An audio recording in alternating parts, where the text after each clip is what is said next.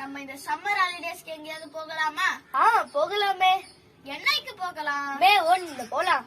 அப்படி என்ன அன்னைக்கு ஸ்பெஷல்? நம்ம கண்ணமங்கலம் சுற்று வட்டார இயற்கை விவசாயிகள் நடத்தும் ஊர்தோறும் உணவு திருவிழாக்கு நம்ம போக போறோம். அங்க என்ன நம்ம தெரிஞ்சுக்க போகிறோம்? நீ மொத்தம் ஒரு 20 வகையான உணவுகளை உண்ணிருப்பியா? ஆனா அங்க 62 வகையான உணவுகளை நமக்காக வழங்குவாங்க. 62 வகைகளா? ஆமா, அது மட்டும் இல்லாம நிறைய கண்காட்சிகளும் நடக்கப்படுது. நெல் கண்காட்சி, காய்கறி கண்காட்சி, விவசாய கருவிகள் கண்காட்சி, மூலிகை கண்காட்சி, மரங்கள் கண்காட்சி போன்று நிறைய கண்காட்சிகளும் நடக்கப்படுது. அது மட்டும் இல்லாம நம்ம தென்னை ஓலையில் செய்யப்படும் கைவினை பொருட்களுக்கான பயிற்சியும் அங்க நடக்கப்படுகிறது. அப்படியா? எனக்கு இப்பவே ஆர்வமா இருக்கு.